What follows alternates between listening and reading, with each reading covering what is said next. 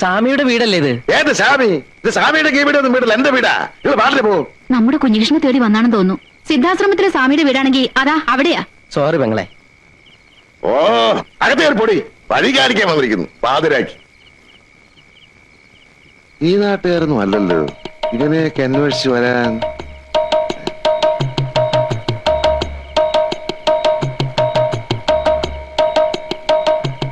മരിച്ചുപോയി.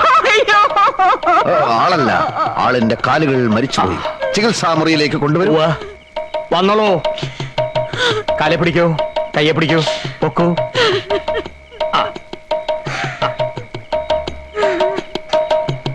ദേ പൂജ്യപാദമേ ശരണം, പൂജ്യപാദമേ ശരണം എന്ന് മനസ്സിൽ ഉരുട്ടോളൂ. പൂജ്യപാദമേ ശരണം, പൂജ്യപാദമേ ശരണം, പൂജ്യപാദമേ ശരണം, പൂജ്യപാദമേ ശരണം. വന്നോളൂ.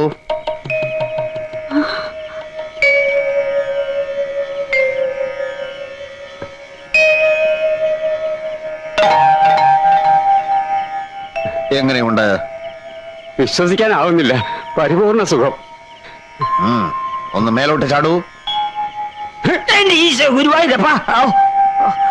എങ്ങനെ പോയിക്കോളൂ.